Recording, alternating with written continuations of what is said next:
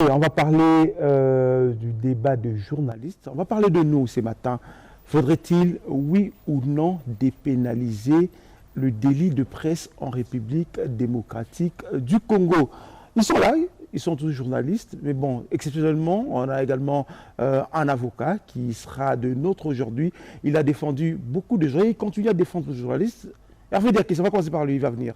Je pensais, j'allais commencer par le président, mais bon, je commence par l'avocat.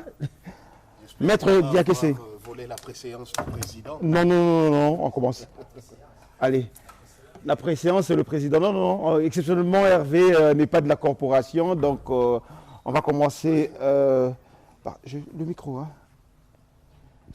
Merci beaucoup. Comment tu vas? Ça va très bien. On peut se tutoyer, j'espère, hein, ça ne dérange pas. Hein.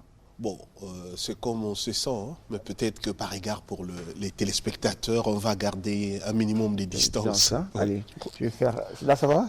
Ça va. Allez, Hervé Diakité, vous avez défendu pratiquement tous les journalistes qui ont été, la plupart, hein, ouais, qui ont été interpellés ici à Kinshasa d'une manière ou d'une autre.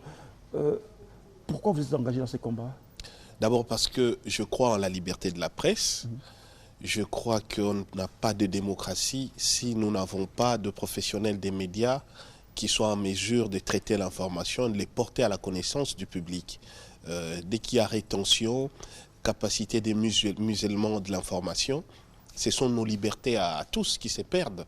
Parce que le reste des libertés, dans le contrôle de l'action publique, dans le contrôle de la vie de la société, passe par les médias.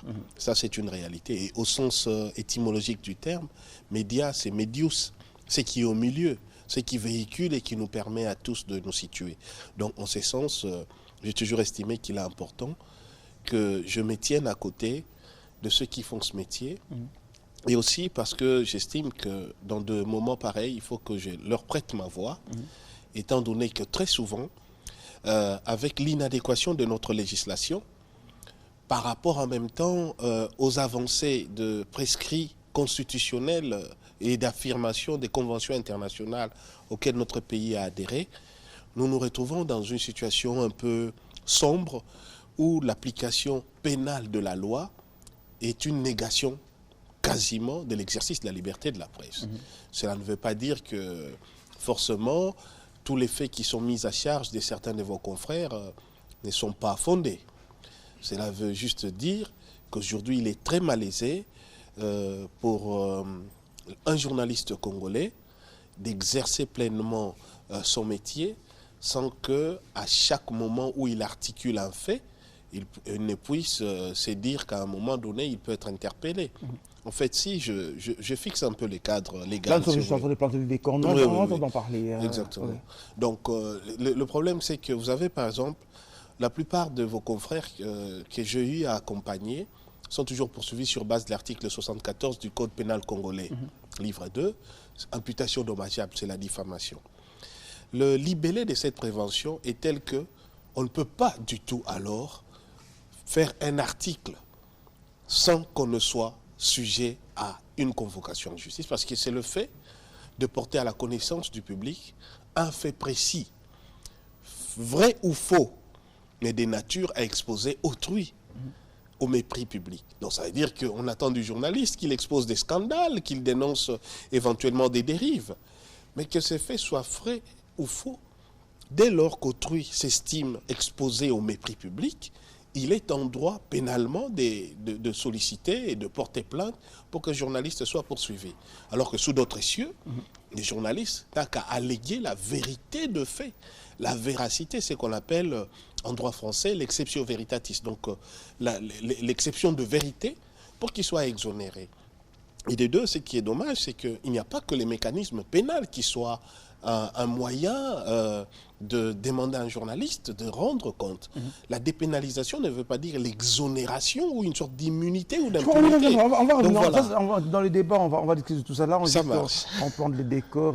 Il faudrait vous présenter également. Vous êtes, j'aime bien vous appeler gilet jaune. Hein. Vous êtes notre gilet jaune congolais, société civile, Congolais debout, CLC. Oui, je suis porte-parole du CLC. J'ai été aussi porte-parole du comité laïque de coordination. Exactement, oui, voilà. Donc, je suis un acteur de la société civile, défenseur des droits de l'homme et militant dans les mouvements citoyens. D'accord. Allez, on va prendre le président qui va venir. Sinon, monsieur le président, venez, président. Sinon, je risque d'avoir des problèmes. Vous savez, quand vous avez votre président, il ne faudrait pas qu'on puisse me retirer la carte de presse. Hein. Non, c'est l'impérium. Bonjour, Président. Bonjour. Vous allez bien? Oui, je vais bien. Et vous-même? Très bien, merci. Ces débats qu'on a commencé le jeudi passé, vous l'avez réclamé, vous avez été nombreux à les réclamer. Allez, on vous avait promis ce matin, on les continue. Président, vous allez bien? Je vais bien.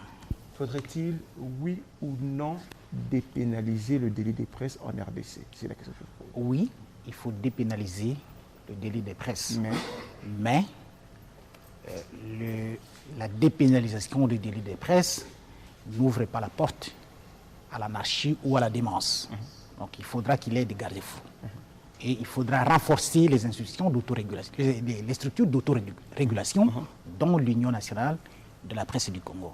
Voilà pourquoi je que ces structures au niveau de l'Union nationale de la presse du Congo sont très faibles dans le tribunal de paix. Aujourd'hui, lorsque ces tribunaux sanctionnent les journalistes, on ne sait pas si ces journalistes respectent la sanction du tribunal de paix. Nous sommes c'est ça aussi notre problème.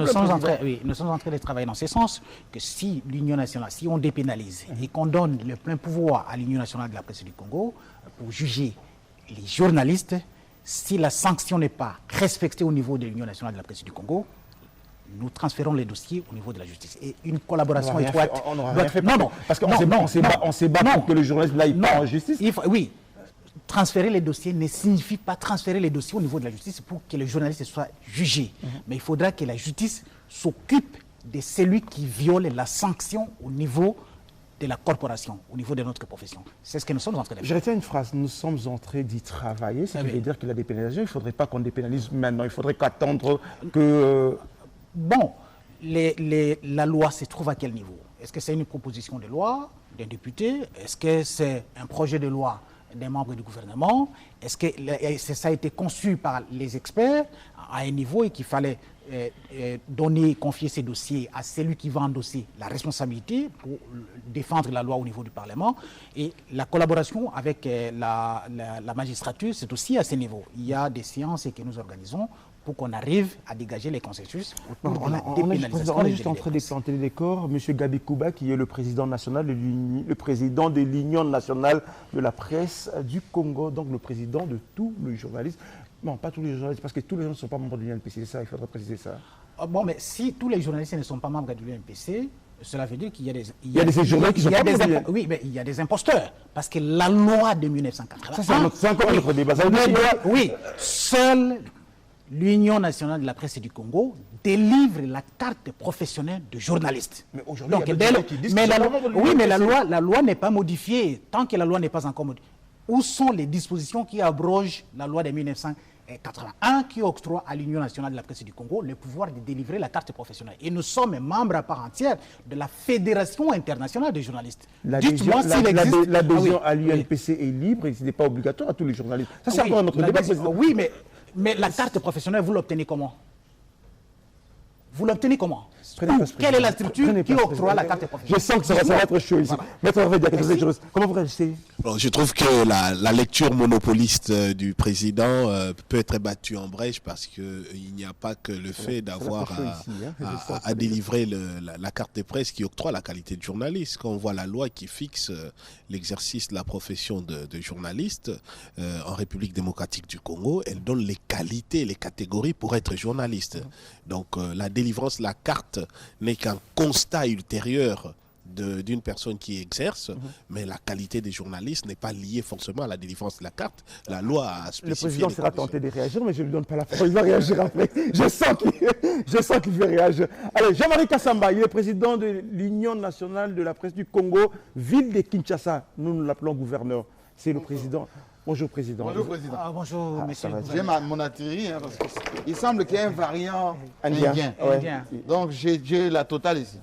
J'ai le masque que je vais enlever bientôt. Monsieur le gouverneur, c'est comme ça qu'on vous appelle, président.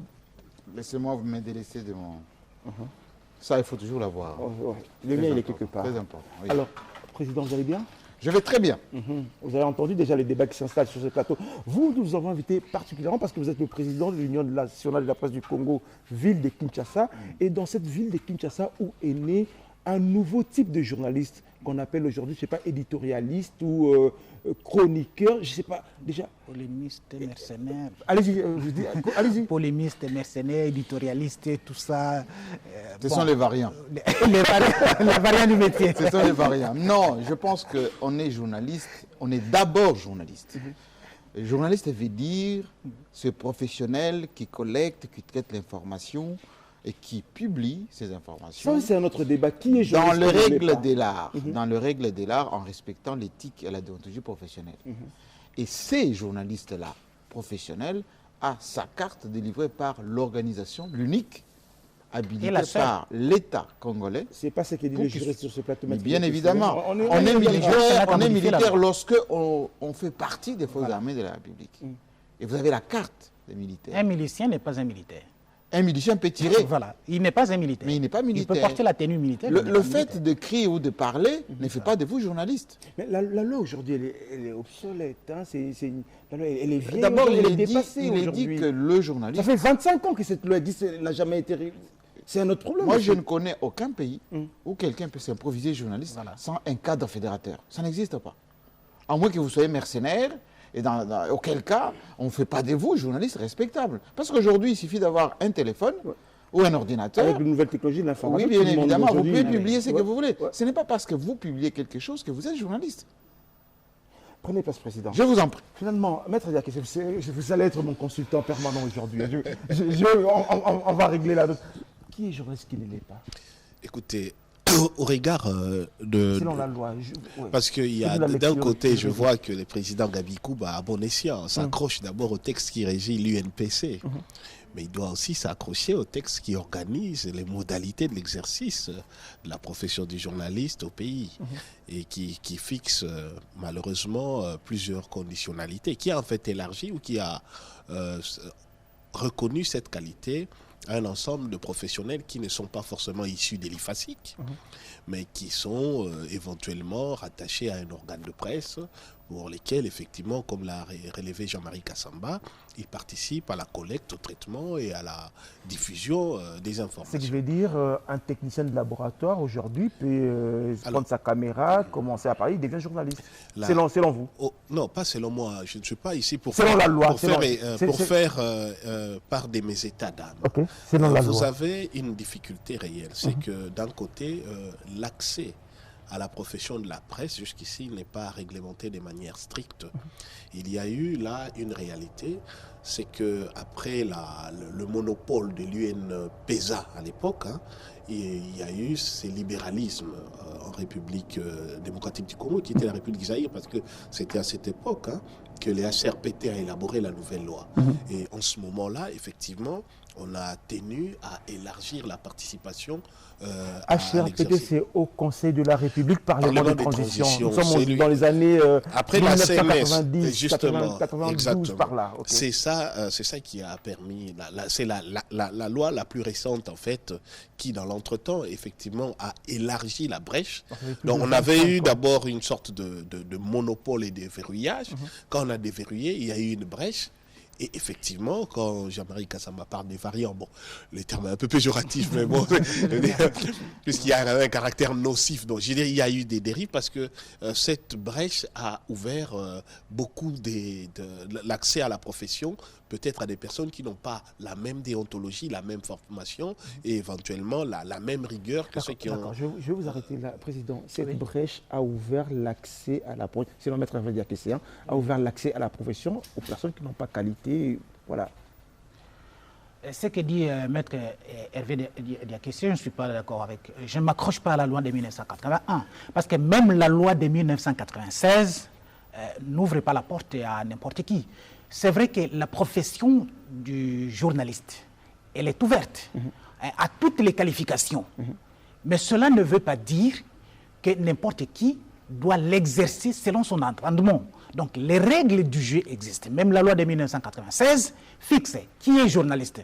Nous, on ne fait pas, la loi ne fait pas la distinction, par exemple, entre les techniciens et les journalistes. Donc tous ceux qui travaillent dans des maisons de presse, à part peut-être les administratifs, mais tous ceux qui contribuent à la collecte, au traitement et à la diffusion de l'information, de par la loi de 96, sont considérés comme des journalistes. Nous également, on n'est pas en désaccord avec cette loi.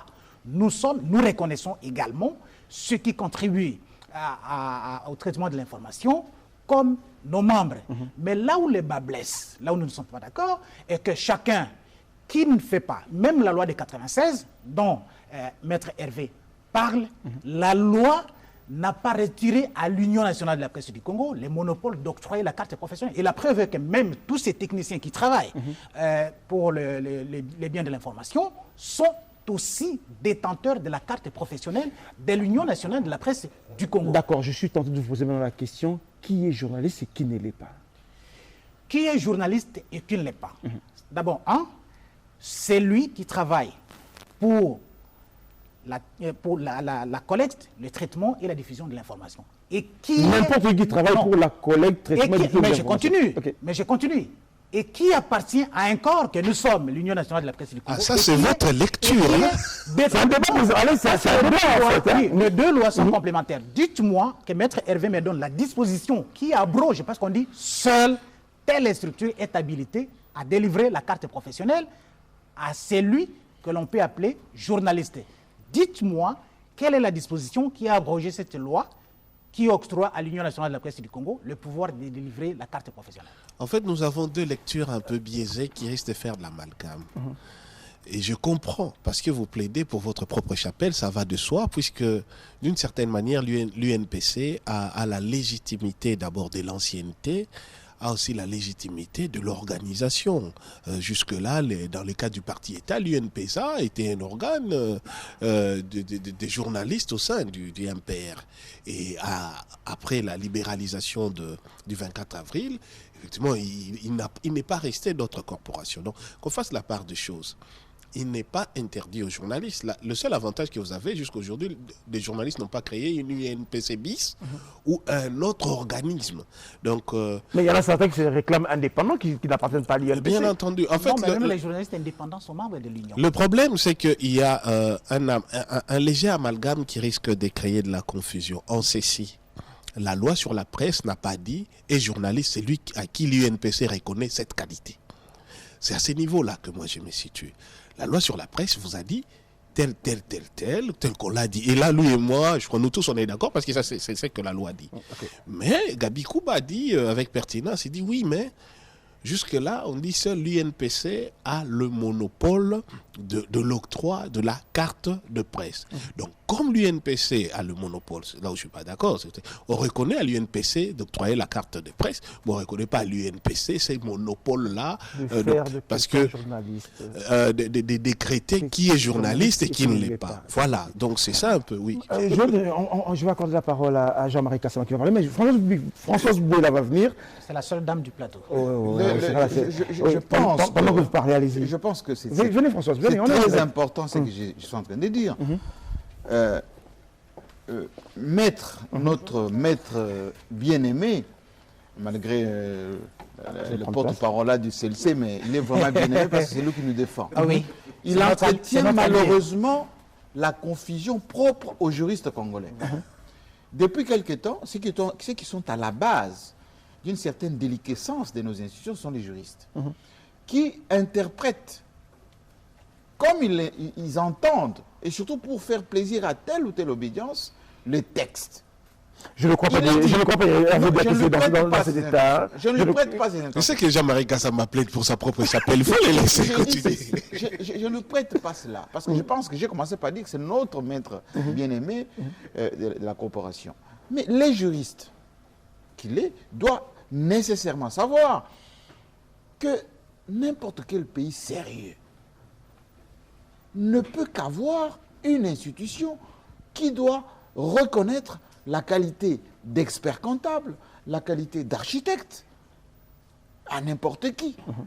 Lorsque Maître nous dit qu'au Congo, l'UNPC ne peut pas vous reconnaître la qualité d'être journaliste, mais finalement, ça veut dire que vous pouvez vous réveiller un matin, vous êtes... la consécration de l'anarchie. Excusez-moi du peu, vendeur des cacahuètes.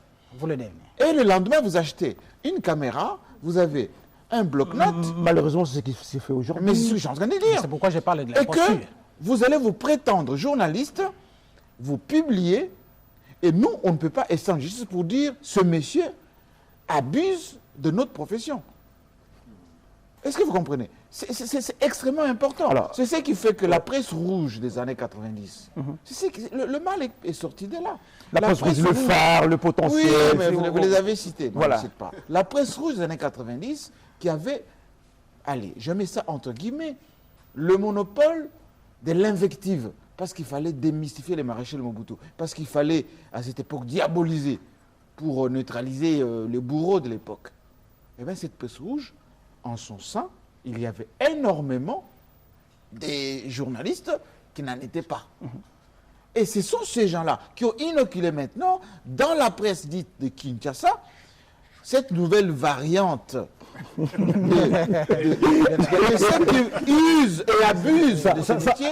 Et pourtant, c'est le président de l'Union nationale de la presse du Congo, ville de Kinshasa. Oui, et je lutte contre ça. Je vais vous arrêter une minute pour donner la parole à Françoise Bouela-Boati. Françoise, qui est journaliste. Si vous permettez, j'essaie juste 2 secondes. En réalité, ce qu'on est en train de dire, c'est que c'est la mise en œuvre d'un ordre professionnel qui serait l'ordre des journalistes qui accorderait. Donc, si l'UNPC se transforme en cela, on est dedans. Là, mais vous n'y êtes pas encore. On est dedans. Aucune loi n'a décidé, on accélère la démarche. Il faut une loi. Non, la parole. Il faut une loi. Françoise Bouela-Boati, qui est journaliste à la télévision nationale congolaise, ici. Bonjour Françoise, vous allez bien? Bonjour, Jessie. Les hommes, vous avez vu. Vous avez suivi le débat déjà, comment vous réagissez? Non, mais c'est intéressant. Cela voudrait justement expliquer que c'est le moment d'en parler. C'est le moment d'en parler. Il y a trop de déviations, il y a des dérapages. C'est un débat de société et ça témoigne avec les arguments que les uns et les autres avancent sur l'exercice de ce métier. Alors, la question que je vous pose, qui est journaliste et qui ne l'est pas, selon vous? Bon, je ne veux pas me substituer aux organes. Président national et provincial, ne me retirez pas ma carte pour ce que je vais dire ici. Je dis aussi à l'avance. Mais je vous défendrai là. On a notre gilet jaune. Voilà. Vous avez l'immunité. Exactement. Mais à cette question, ce sont les mêmes réponses que donne tout le monde. Et ces réponses aujourd'hui sont en déphasage avec la réalité. Tout le monde, vous avez dit, avec un smartphone, se dit journaliste. Mais je crois que nos lois doivent s'adapter pour au moins protéger ce métier qui est un symbole important de la démocratie. S'il n'y a pas de journaliste, mais tout le monde fait ce qu'il veut. Parce que le journaliste, comme on nous l'a enseigné depuis, c'est le chien de garde. Mais qui est ce chien de garde qui déjà nourrit une antipathie vis-à-vis d'un citoyen lambda et profite de son statut de journaliste? Parce qu'aujourd'hui, président, une carte, on l'obtient avec 20 ou 10 dollars. 20 dollars. 20 dollars fait de vous un journaliste parce que vous êtes reconnu. Et puis, en contrepartie, vous ne devez rien. Je crois que, président, il faut compléter cela. J'ai entendu mettre déjà avancé sur un ordre de journalistes. Je crois que pourquoi pas? Pourquoi pas y penser? Ça organiserait les choses beaucoup mieux qu'aujourd'hui. Parce qu'on n'est plus fiers d'être journaliste. Excusez-moi, mais au Congo ou à Kinshasa, où il y a une prolifération, mais il faut rétablir la noblesse du métier et il faut rapidement le faire. Parce que les lois de 96, 81 que vous citez ici sont aujourd'hui en déphasage. Je crois qu'il faudrait s'asseoir. J'ai entendu parler des états généraux de la presse. Voilà les matières sur lesquelles il faudrait s'asseoir. Parce que moi, à cet âge, je ne sais plus, j'ai 16-17 ans de métier, je ne sais plus où j'aurai toute cette carrière à réaliser. Donc, je suis de ceux qui pensent qu'un journaliste, c'est un monsieur qui est respectable. Je n'ai pas besoin d'être autre chose pour que je sois respecté partout où je passe. C'est à travers mon travail responsable. D'accord, je retiens une phrase. Aujourd'hui, on est plus fiers d'être journaliste. Mais oui, mais il y a un mélange. Voilà. Il y a un mélange terrible. Dites-nous, faudrait-il, oui ou non, dépénaliser le délit de presse? Sur cet aspect de choses, je pense que, bon, dans la situation actuelle, parce qu'il faut le reconnaître, on est dans une situation anormale. Dans la situation actuelle, il ne faudrait pas dépénaliser. Parce qu'il y a des gens qui font n'importe quoi, ils doivent faire affaire à la justice. Je crois qu'il faut le faire. À condition aussi que cette justice ne soit pas une justice des hommes forts, qui veulent régler des comptes à des journalistes parce qu'ils ont mis à la place publique. C'est ça le travail du journaliste. donner des faits et laisser la population, laisser les lecteurs se faire leur propre religion. Dans les conditions actuelles, il ne faudrait pas dépénaliser le délit de presse. En attendant tout ce qu'on vient d'annoncer ici, que ce soit pas... Président, vous voulez réagir? On commence par le président, sinon il va me retirer la carte de presse. Hein. Merci beaucoup. Non, je n'ai aucun pouvoir de retirer la carte de presse à les journalistes sur les plateaux. Il existe des commissions au niveau de l'Union nationale de la presse du Congo. On ne sait jamais. Ici, on est dans un débat, d'idées. Donc, je ne suis pas venu faire la police ici, ou bien la gendarmerie contre quiconque. Je ne le ferai jamais. Et d'ailleurs, cette question, si on observe aujourd'hui l'anarchie dans les fonctionnements de la presse congolaise, ce n'est pas dû à l'octroi de la carte de presse par l'Union nationale de la presse du Congo. Non, c'est faux et archi-faux. Regardez la naissance, par exemple, des nouveaux médias. Moi, en tant qu'Union nationale de la presse du Congo, je n'ai aucun pouvoir sur l'Internet, le contrôle de l'Internet, par exemple. Ce n'est pas l'Union nationale de la presse du Congo. Même la naissance des journaux, des médias classiques, le journal, papier, la radio, la télé, ce n'est pas l'Union nationale de la presse du Congo qui octroie des autorisations. Je n'ai aucun pouvoir là-dessus. Là, vous avez l'État qui a le pouvoir d'organiser les secteurs. Ça, ce n'est pas mon travail. Moi, je m'occupe de la profession. S'il y a des sanctions, c'est au niveau des fautes professionnelles. Mais la licence pour l'exploitation, ça, ce n'est pas le pouvoir de l'Union nationale de la presse du Congo. D'accord. Alors, je voudrais revenir sur quelque chose. Permettez-moi d'introduire Patrick et Ali Beledou, ils vont venir, les deux, sinon ça va être chaud sur ces plateaux. Hein. Allez, par là. Ça va être chaud sur ces plateaux. Ça, c'est débat. Je accompagné de son directeur des cabinets. Pardon, président, vous disiez? C'est le directeur des cabinets du président de l'UNPC et son conseil principal. Ah, ok. Ah, d'accord. Ah, ça rassure. Hein. Patrick et Ali, comment tu vas? Très bien. Alors, comme toujours, il ne faudrait pas dépénaliser le délit de presse maintenant. Vous gardez votre position? Je garde ma position, mais je dois, à tout honneur, à tous et tout honneur, saluer notre vénérable président. Le vénérable président. Ainsi que... Oui, vénérable. Ainsi que notre gouverneur. C'est comme ça qu'on l'appelle parce que... Le vénérable président? Ah, c'est le gouverneur. Je suis aussi honoré de partager le plateau avec Maître Hervé, ainsi que Françoise. Et tout de go, je partage l'avis de Françoise. Je n'ai pas varié d'un iota. Je suis au stade actuel contre la dépénalisation. À cause de ce que a dit Françoise et à cause de beaucoup d'autres choses aussi. Dites-moi vos raisons à vous. Laissez les raisons de Françoise. Laissez Françoise ses raisons. Dites-moi vos raisons. 2, 3 raisons pour vous. Il y a une prolifération des abus de la part des hommes de médias. Des imputations dommageables, des diffamations, souvent faites à dessein. Souvent faites à dessein. Donc, prenez la dépénalisation, c'est un peu comme donner le cutus, un peu pour dire aux journalistes que nous sommes, vous avez le droit de diffamer, d'imputer, de commettre tout autre délit en toute liberté. La liberté de la presse est comme toutes les autres libertés encadrée, ici comme ailleurs. Pas plus tard, cette année, le ministre de l'Intérieur, Gérard Darmanin, a porté plainte contre Mediapart. Il aime bien la France à lui. Hein. Je m'abreuve souvent là-bas parce que, qu'on se le dise, nos médias, ce que nous offrons, souffrent de qualité. J'en profite pour... C'est quand même fort. Hein. C'est vrai. J'en profite pour te saluer, te féliciter pour la qualité que tu nous offres. Merci. Je profite pour saluer et féliciter aussi Jean-Marie pour la qualité. Revenons sur les raisons pour lesquelles tu ne voudrais pas qu'on puisse dépénaliser maintenant. Bien évoqué. C'est-à-dire, on risque d'ouvrir un corridor à ceux de nous qui n'ont pas d'éthique, qui n'ont pas de déontologie et qui confondent tout. Qui pensent que quand on a un micro, on peut se permettre de tout dire. Alors que dans le code d'éthique, il nous est même obligé de respecter la vie privée, bien que ce concept de la vie privée est un peu diffus. Mais quand on voit, quand on lit, mais les gens se permettent tout et n'importe quoi. Donc aujourd'hui, pour ceux qui nous suivent, le délit de presse, c'est quoi? C'est tout délit commis par voie de presse.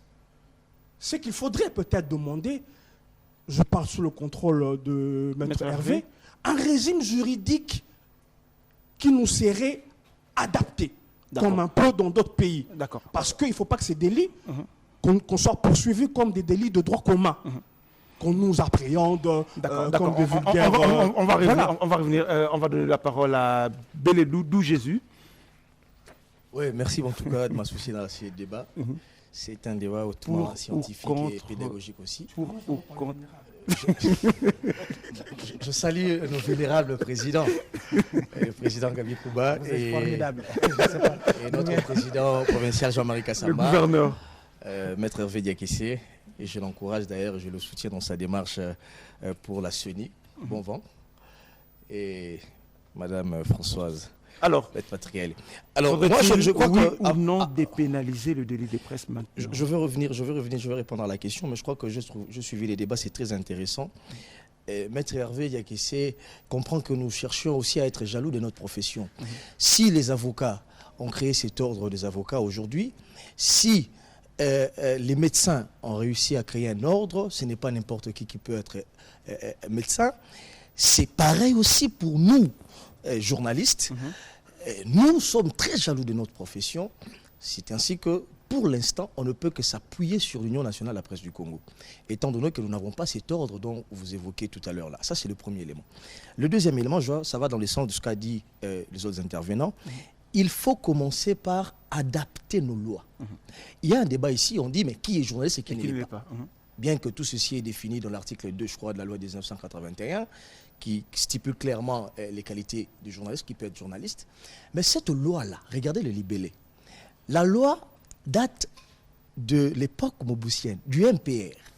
Tata Moku, Maman Moku, Parti Moku, Syndicat Moku, École Moku. Et c'est ainsi que l'UNPC a eu ce monopole. L'UNPSA de l'époque. L'UNPSA de l'époque. L'UNPSA de l'époque. Regardez les contextes. Nous arrivons en 1996, je dis comme les Français, les Belges, excusez-moi. Et nous sommes toujours à l'époque mobusienne, où l'Union a le monopole. Alors, qu'est-ce qu'il faut aujourd'hui? Il faut que nous, journalistes, nos instances s'adaptent pour protéger la corporation. Parce que c'est un fait aujourd'hui. Moi, je suis sur le terrain. Nous sommes dans les reportages. On nous confond, nous, journalistes, à ceux qui cherchent les buzz. Moi, je les appelle les youtubeurs. Voyez-vous? Et lorsque vous êtes sur le terrain, ils ont la carte de l'Union. Par quelle magie? On ne le sait pas. Ce n'est pas parce que... Le deux présidents sont là. Ce n'est pas parce que nous avons les présidents ici qu'on va les ménager. Non, ça c'est un fait. Et on le dit pour la profession, même si ça va m'écouter la radiation. Il faut le dire. Voyez-vous? Vous êtes protégé. Merci, Président. Et donc, je vous défendrai. J'ai pas ça en tout cas.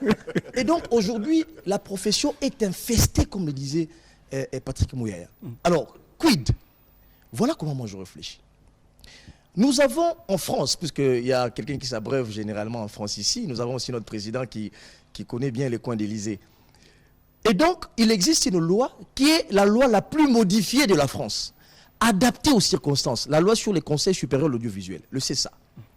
Cette loi-là s'adapte par rapport au numérique, TNT, les éditorialistes, les polémistes que voici, mon ami ici. La loi s'adapte parce qu'il faut réguler ce secteur. Voyez-vous? Et aujourd'hui, les débats en France, la RTNC est suivie partout au monde, c'est comment supprimer le CESA, créer une autre structure qui va réguler non seulement l'audiovisuel, mais aussi les plateformes numériques. Attention, voilà les débats. S'il vous plaît, j'en viens. Il ne faut pas prêcher pour la suppression du CESA. Je disais en dehors de ce plateau, l'IFASIC devait arrêter le cours aujourd'hui, mettre la RTNC, parce que ça concerne aussi ceux qui apprennent le journalisme aujourd'hui. Et donc, si la France a adapté, réfléchit autrement, comment créer une autre structure? Pourquoi nos organes ne s'adaptent-ils pas? Le problème aujourd'hui, la problématique aujourd'hui, c'est que nous avons des instances faibles.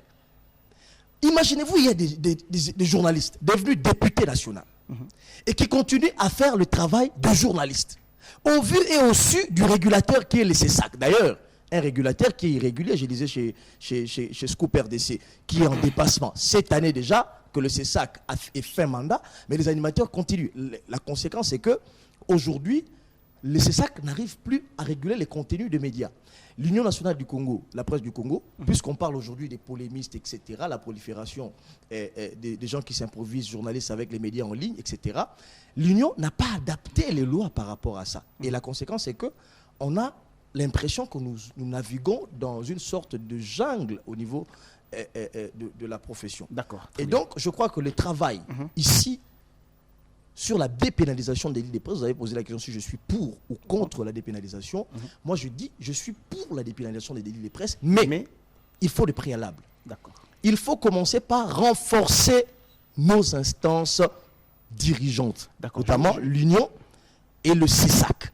Ensuite, nous allons maintenant voir comment est-ce qu'on va dépénaliser les délits de presse. Ne pas le faire, c'est consacrer de l'anarchie. D'accord. Ok, une précision quand même sur le plan avant de pénal. donner la parole au gouverneur. Oui, sur 3 points. L'erreur est de croire que lorsqu'on parle de dépénalisation, c'est plaider pour une exonération de la responsabilité du journaliste dans ses écrits, dans ses propos, lorsqu'il porte atteinte à la crédibilité, à l'honorabilité des tiers, ou lorsqu'il traverse les faits ou porte atteinte à l'éthique. C'est une erreur.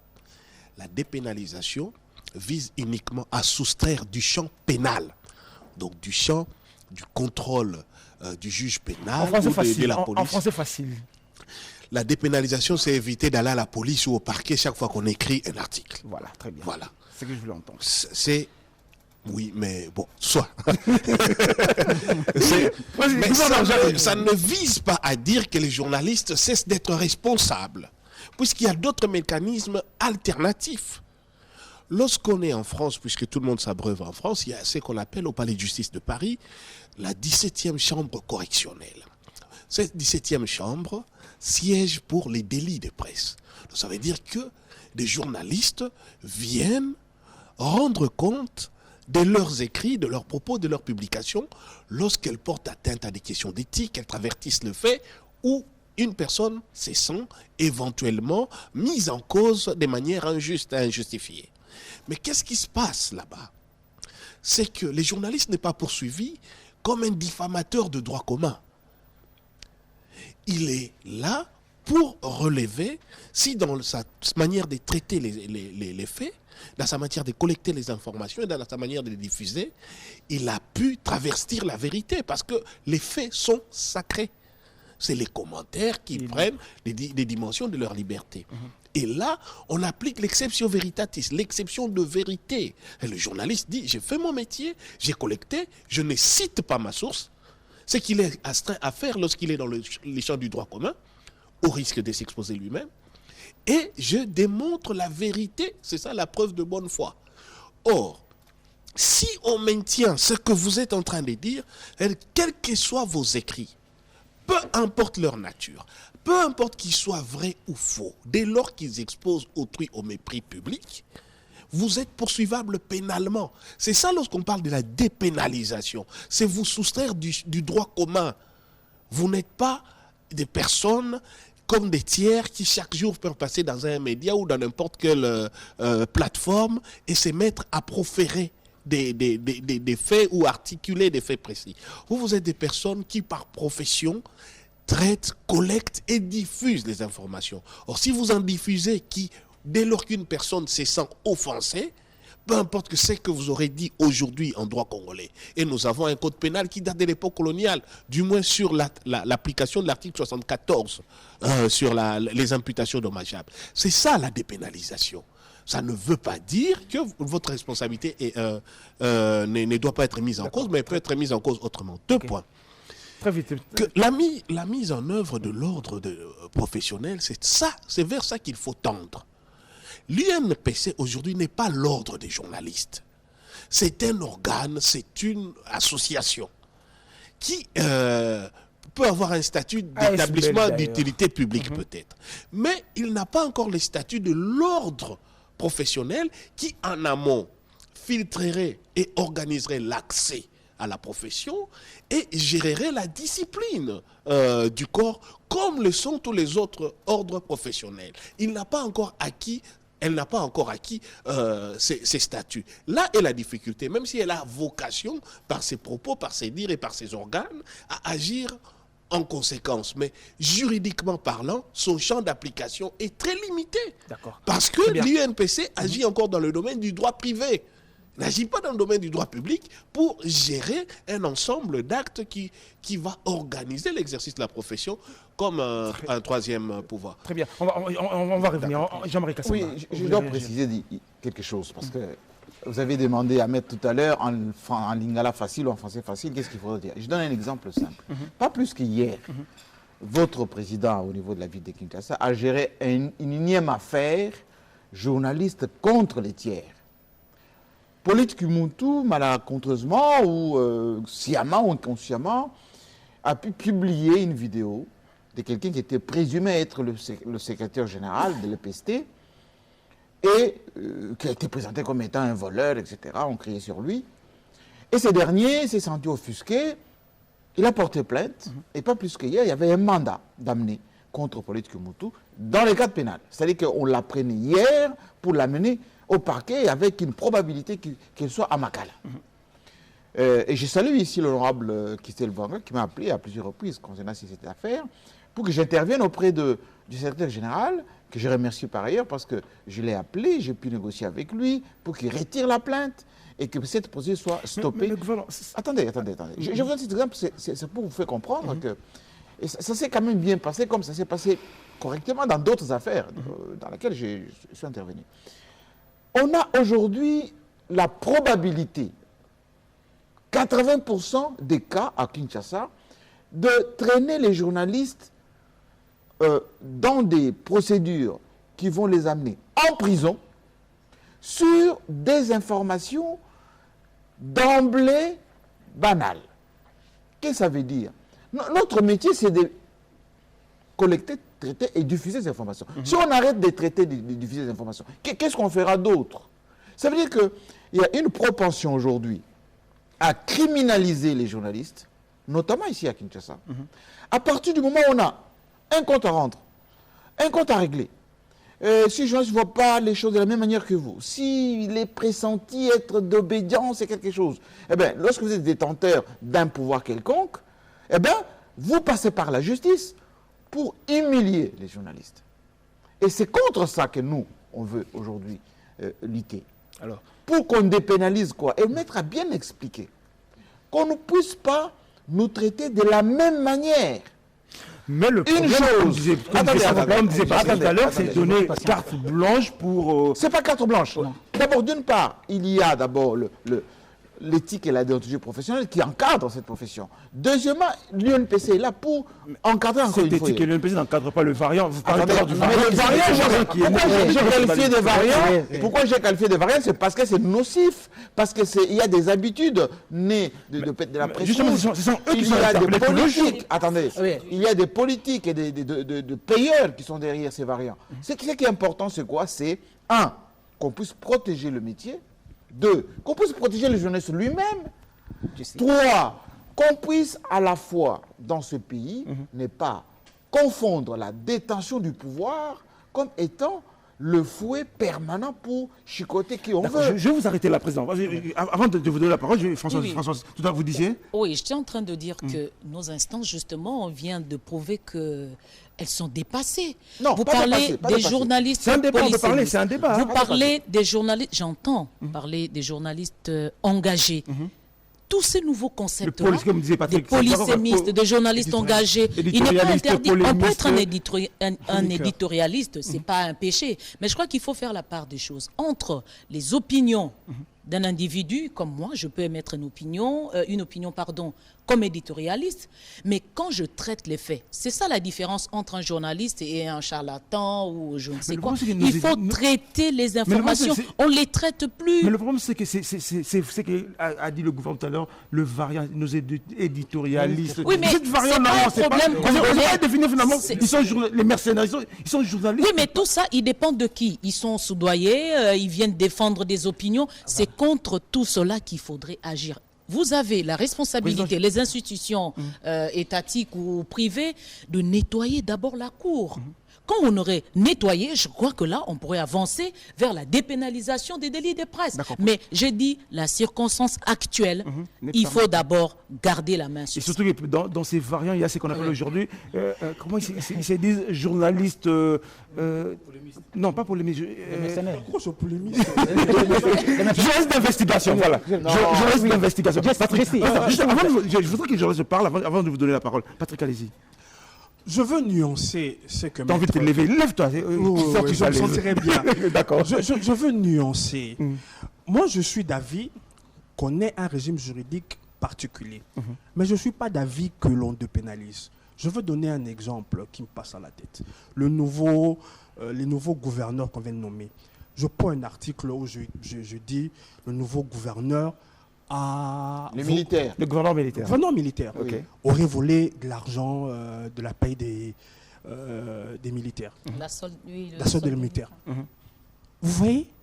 C'est-à-dire, j'incite les militaires à la désobéissance et peut-être à une rébellion.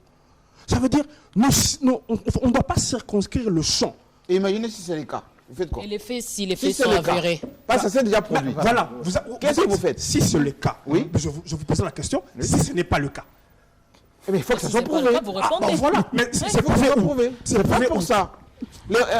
Quelle instance est habilitée pour établir... On est libre de discuter, c'est un débat en fait. Oui, hein.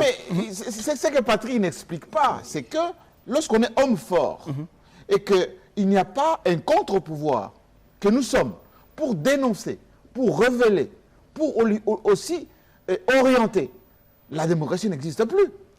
Lorsque ces militaires, parce que ça s'est vu aussi aujourd'hui chez nous, les généraux commerçants, ceux qui construisent des immeubles, etc. Lorsqu'un journaliste n'est pas là pour, comme d'autres médias à travers le monde, pour dénoncer ces genres de dérives, la société n'existe plus. La peur d'être traîné en justice ou d'être... Parce que c'est trop facile de dire sécurité nationale, imputation... Non, c'est pas trop c'est facile. trop facile. C'est pas trop facile. Parce que... Jean-Marie, Imaginez, vous savez pourquoi? c'est des dossiers sensibles, pas seulement au Congo. Pas Partout seulement dans le au monde. Congo. Mais, Voilà. C'est Patrick des- est allé. sensibilité. C'est pour ça qu'on a Oui. des journaux, pour traiter des dossiers sensibles. Bien sûr. Sinon, nous n'aurions pas eu les scandales de Watergate. Watergate. Sinon, nous n'aurions pas eu Rainbow l'affaire Warrior. des Congo, les mains coupées, des Jack London. Voilà. Les Snowden, Exactement. Bien sûr. Alors, Jean-Paul Président, Le rôle de la presse, sensibilité. le rôle de la La presse, ce n'est pas sensibilité. d'encenser les puissants. Je commence par Le là. rôle de la presse, c'est de contrôler le bon fonctionnement de l'État et d'amener la plume là où ça fait mal. Mettre une question directe. Allez-y. Si les allégations concernant les sujets comme l'armée sont traitées par le journaliste de façon biaisée, on règle ça comment? Mais on le règle On rétablit la exactement comme vérité. dit la loi, on rétablit la vérité. rétablit la vérité. Il y a un droit de réponse. C'est dans notre temps. Patrick est allé. Toute information, qu'il s'agisse de l'armée ou de quoi que ce soit, c'est l'information. Il y a un droit de réponse. Il y a aussi des mécanismes de poursuite au niveau du tribunal de paix ou pénal. Ok? On rétablit pourquoi on a établi le fait d'apporter les droits de réponse, de publier dans les mêmes médias, dans les mêmes conditions, la même information, sous les mêmes formats. C'est cela. Et par ailleurs aussi, il y a un droit de réparation. On va donner la parole à Gabi Kouba. Allez-y, La Président. sensibilité d'un sujet n'exclut pas la responsabilité ou le travail du journaliste. Quoi que les sujets soient sensibles, c'est le travail du journaliste d'aller vers sa source, croiser les sources et les vérifier. Ce n'est pas parce qu'on est dans une situation d'instabilité qu'on doit empêcher les journalistes de faire son travail. Le journaliste doit faire son travail. Et les sujets sensibles doivent être également traités par les journalistes. Si tel a détourné et que les journalistes brandissent des preuves, mais il doit faire son travail. Ce n'est pas parce que le sujet est sensible que le journaliste doit occulter l'information. On se trompe. Je reviens sur la question de la Pendant carte qu'on va de me presse. préparer La carte- le son sur le ministre lors de la journée de liberté de presse, il a dit quelque chose d'important, oui. on va le prendre tout à l'heure. La carte que l'UNPC délivre, À 20 ce n'est $. pas- oui. On doit revoir. Oui. la précision. Quel que soit le montant. J'aime la précision. Quel que soit le montant. Quel que soit le montant. Ah oui. Quel que soit le montant. Ah oui. Ah oui. La carte, C'est modeste, d'ailleurs. La carte délivrée par l'UNPC ne vous octroie pas la licence à l'indécence dans l'exercice de votre profession. Et il faudrait également recadrer les choses.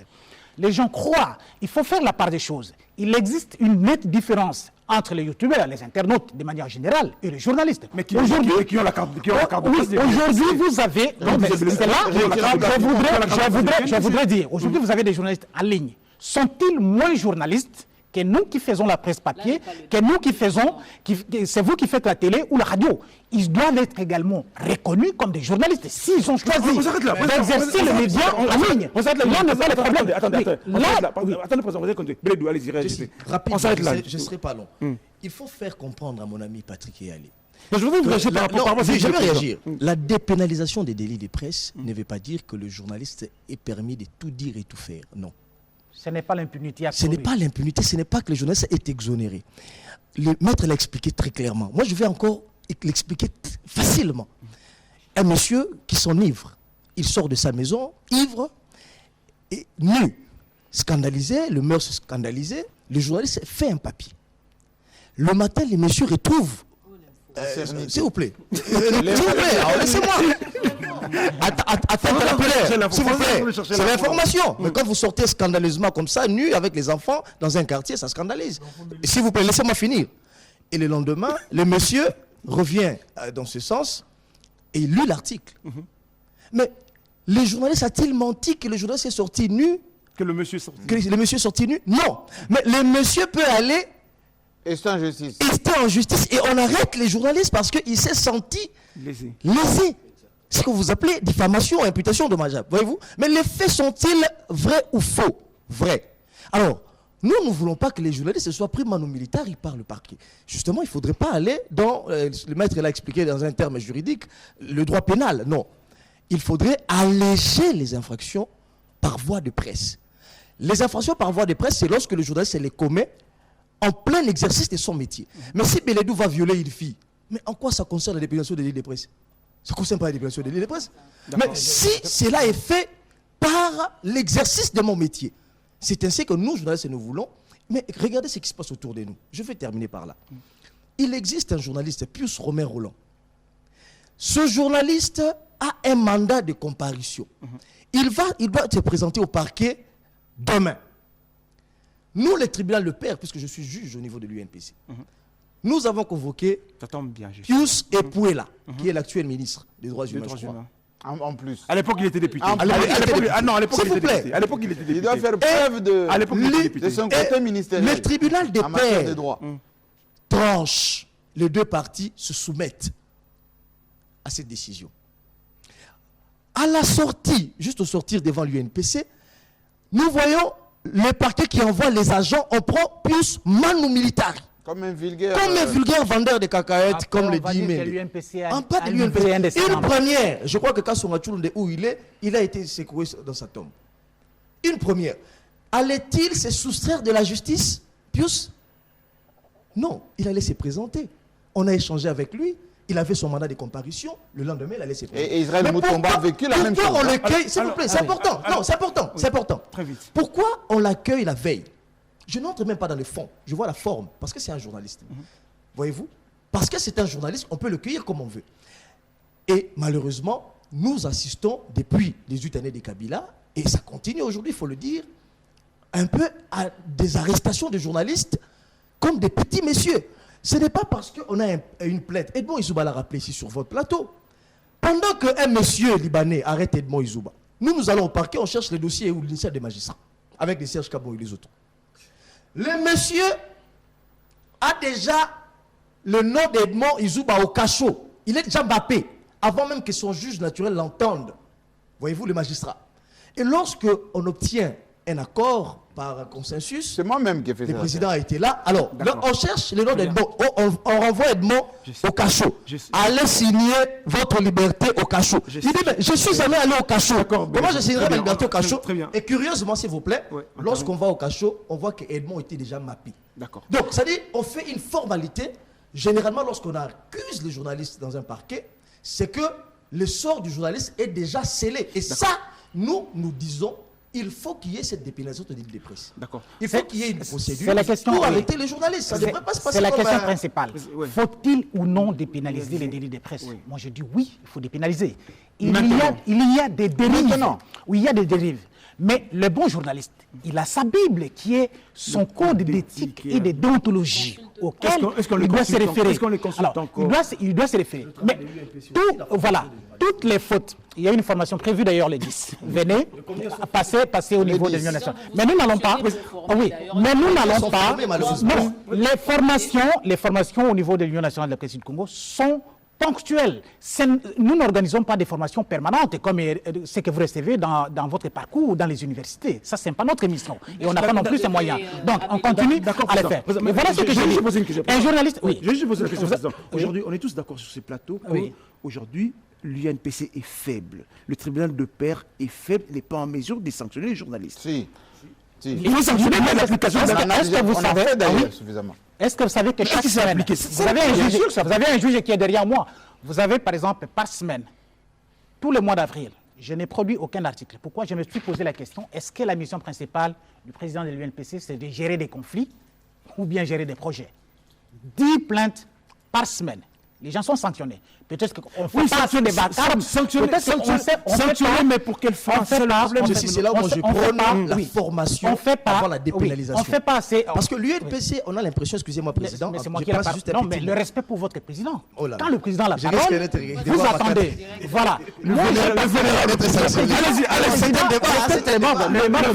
président, allez-y. donc il faut respecter. Alors, le journaliste peut se tromper. C'est aussi une personne. L'erreur est humaine. Mais les mécanismes de correction de l'erreur commise par les journalistes existent. Le droit de réponse notamment. Moi-même, j'ai écrit un article. Au lieu d'écrire 1,2 million de dollars, j'ai écrit 1,10. C'est une erreur. Ça peut être une erreur de frappe. Parce que le travail tel qu'il est fait dans une rédaction, ce n'est pas nécessairement le travail final, ne revient pas nécessairement à l'auteur du reportage. Parce qu'il subit. À quoi servent les conseils de rédaction? Même si dans la plupart de nos rédactions aujourd'hui, les conseils de rédaction n'existent plus. Notamment ceux dont vous parlez ici, les youtubeurs. Je pose la question, je reçois chaque semaine des journalistes qui viennent m'interviewer pour telle ou telle question. Mais quand je pose la question, mais votre adresse c'est où? Non, nous sommes un média en ligne, en réalité, nous n'avons même pas besoin d'un siège. Mais non, vous devez avoir une administration, vous avez des partenaires, vous avez des publicités. On ne va pas vous accorder une publicité dans la rue. Est-ce que là, vous allez demander également à l'UNPC de donner des sièges à ces journalistes qui évoluent comme des électrons libres? Non, ça, ce n'est pas ma responsabilité. Mais ce que je veux dire, un journaliste, pourquoi dépénaliser? Il faut dépénaliser parce qu'un journaliste peut aussi se tromper. Il peut avoir une source. Même la source. D'ailleurs, dans les académies de journalisme, on nous dit que les journalistes lui-même peut être manipulé par une source avant de manipuler l'opinion.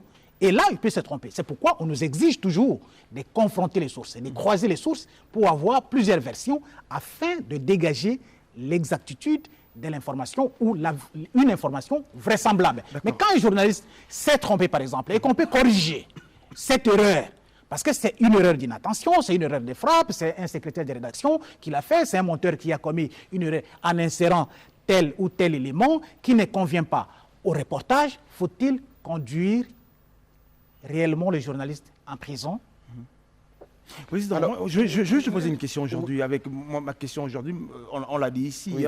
Avec le nouveau variant, c'est cette nouvelle méthode du journalisme ici à Kinshasa. Le chroniqueur, je ne sais pas comment on les appelle déjà, vous qui êtes président. Des mercenaires. Comment il faudrait les qualifier déjà? Ils sont toujours journalistes? Ils ne le sont pas, dans le sens où il y a tripatouillage des termes, des concepts.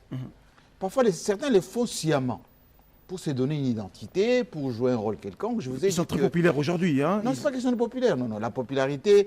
Un journaliste n'a pas vocation à être populaire. Notre métier, c'est de donner l'information.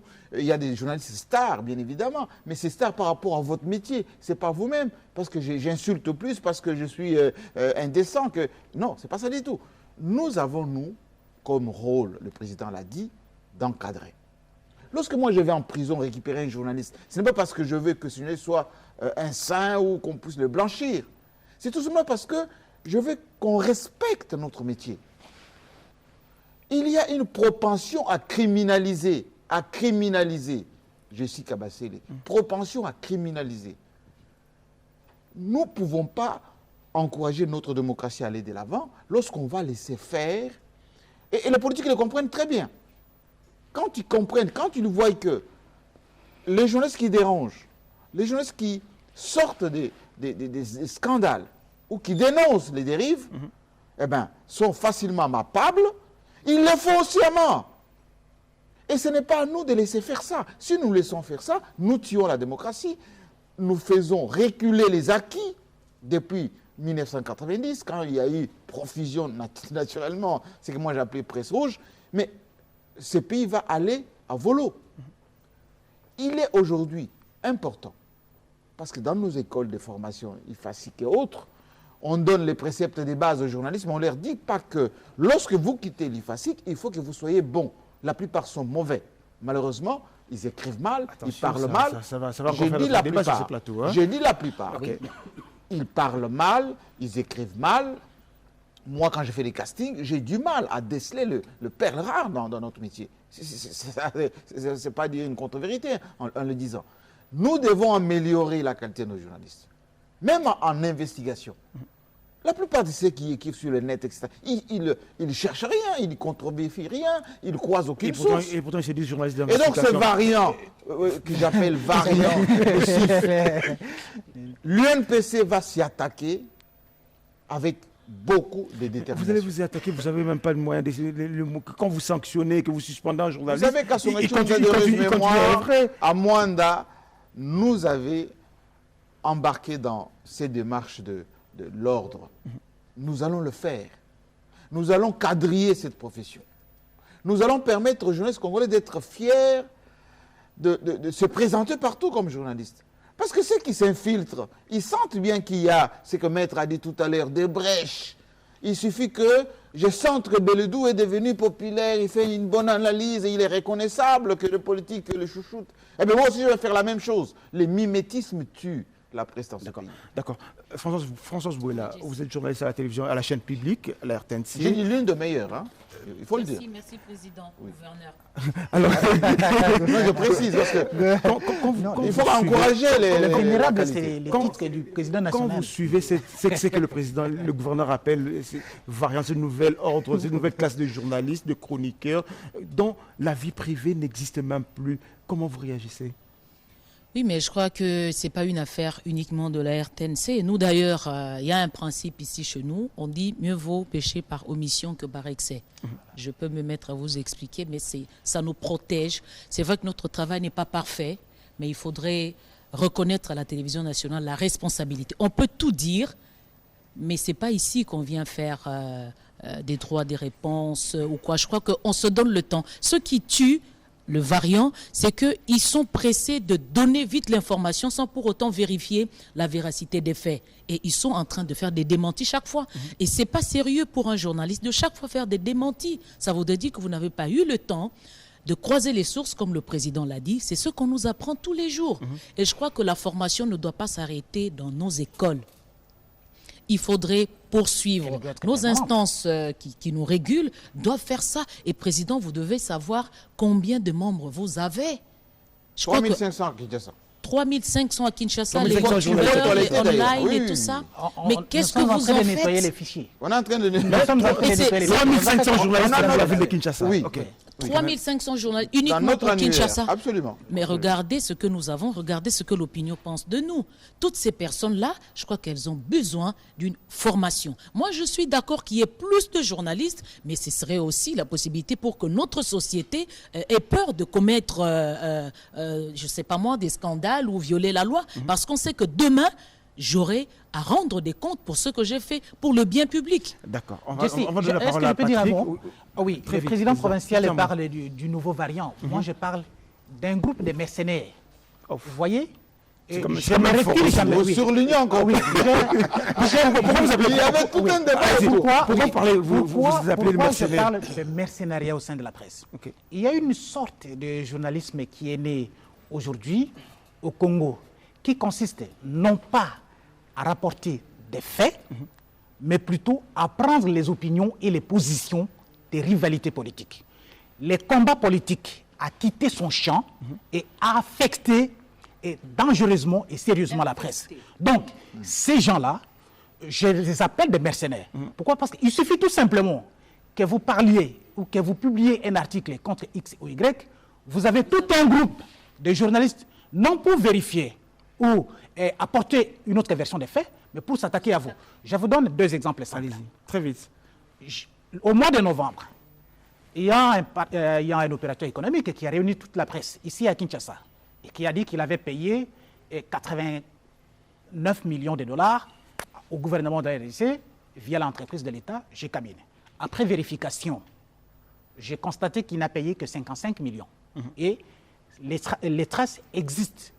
J'ai demandé à tous les confrères de vérifier ceux qui étaient avec nous au moins dans cette manifestation, d'apporter un autre son de cloche par rapport au montant qui a été publié. J'ai posé tout simplement une simple question. À qui a-t-on payé les 34 millions? À qui était-il destiné? Savez-vous la réaction des confrères? Allez-y. Ah voilà, C'était quoi la réaction? tous les confrères se sont ligués contre moi. Deuxième exemple. Actuellement, il y a une tendance, la propension à aller vers telle ou telle province pour réaliser les reportages, montrer les journalistes d'investigation, comme voilà, ils disent. les actions qu'émènent les gouverneurs, qu'il faudra d'ailleurs saluer. Ah, ça sont les grandes gueules. Hein, qu'il faudra d'ailleurs saluer. Mais j'ai demandé, j'ai demandé à tous les confrères. Oui, j'ai demandé à tous les confrères d'enquêter seulement sur 2 taxes. La taxe sur la voirie, comment est-elle gérée depuis 2007 jusqu'à ce jour. Et la taxe, dans quelle province? La taxe sur les concentrés. Voilà, la taxe sur les concentrés. Comment ces 2 taxes sont gérées? Tout le monde a bouché ses oreilles. Tout le monde a fermé ses yeux. Personne ne voulait dire quoi que ce soit. Et personne n'a osé poser la question sur ces 2 taxes. Mais je me pose la question. Est-ce qu'on fait réellement un travail d'information ou bien on fait un travail de propagande? Et les bons journalistes existent. S'il faudra pénaliser, je comprends les craintes de mes confrères qui sont opposés à la dépénalisation. Mais on dépénalise pour qui? On dépénalise pour les bons journalistes. On dépénalise pas pour ceux qui font... Voilà. Les bons journalistes... Ce que vous appelez mercenaires sont également de bons journalistes. Oui, dès qu'il a quitté, mais si quelqu'un quitte le rail, il a un comportement... Il reste bon journaliste avec sa carte de presse. Il faudra le défendre en cas de problème. Oui, il est faux. Et d'ailleurs... Même Jean-Marie Kassamba parlait du mimétisme. Et je l'ai dit dans mon discours. D'ailleurs, vous m'avez reproché en disant que j'étais plus critique et plus sévère vis-à-vis de nous-mêmes. Ce n'était pas un discours d'autoflagellation. J'ai même entendu quelqu'un qui dit mais tu aurais dû prendre le discours de Patrick Mouyaya, qui est ministre de la Communication, parce qu'il est censé défendre l'État. Et Mouyaya aurait dû prendre ton discours parce que ton discours a été sévère vis-à-vis de la presse. J'ai dit non. Le problème n'est pas là.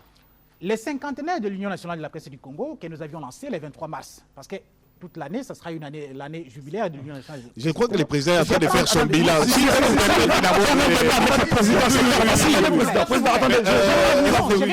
Je reviens à vous. Je parle de la remise en question. Il nous reste 15 minutes. Il nous reste pas beaucoup de temps. Il nous reste 15 minutes. Nous parlons de la remise en question. Patrick, attendez. S'il vous plaît, je termine par là. Nous parlons de la remise en question.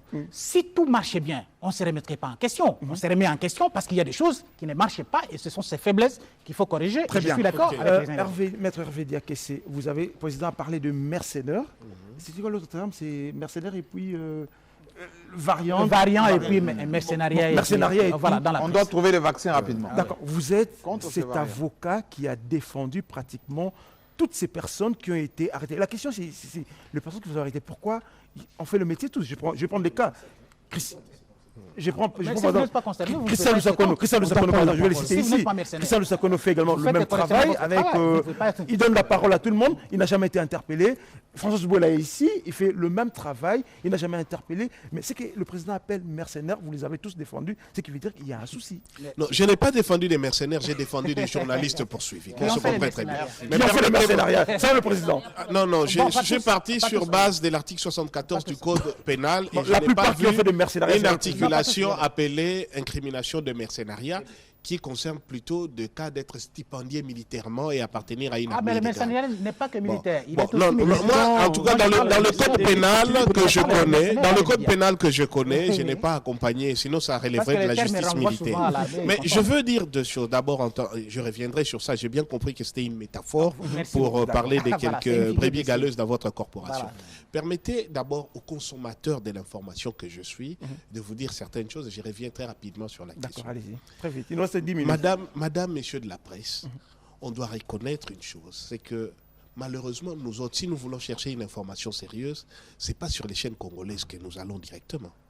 Vous le reconnaîtrez avec moi. Il y en a, maître. Très souvent, on va malheureusement chez ce qu'on appelle les médias périphériques. Pourquoi ? C'est la question que vous devez vous poser. C'est pas complexe, hein? Non, c'est pas par complexe. Parce que nous cherchons pourtant des informations sur notre propre pays. La première question que nous devons... Lorsqu'il y a des situations particulières, il y a un reportage, c'est lui qui descend. Si aujourd'hui on dit par exemple qu'il y a un déploiement de troupes, etc., ce ne sera pas forcément un journaliste congolais qui sera sur les sites. Il y en a quand même qui vont. Ça ne sera pas forcément, chers amis. Disons-nous les choses en face. Mais je vous dis que ces médias périphériques, là, vous avez des Congolais qui sont sur les terrains. Voilà, justement, permettez-moi de dire. Le média périphérique, c'est des Congolais qui vont sur le terrain, comme disait le président. Mais oui, voilà, c'est ce qui est intéressant, c'est que il y a un besoin réel. Nous voulons que vous fassiez votre métier et que vous le fassiez très bien. J'ai entendu tout à l'heure, on dit à la RTNC, il vaut mieux pêcher par omission que par excès. Mais le problème, c'est que vraiment, vous avez excédé dans l'omission. Ici, qu'est-ce que vous appelez comme information? Le nombre de gens que les chefs de l'État saluent ou quel tel ministre a salué? Est-ce qu'on a vraiment des informations de fond, savoir le budget a été alloué à tel secteur pour telle affaire, etc. Qu'est-ce que ça en a été fait? Est-ce qu'il y a eu des articles de fond, des questions d'investigation? Alors si eux n'en ont pas, qui l'a? Ça c'est passé. Ça n'est pas parce que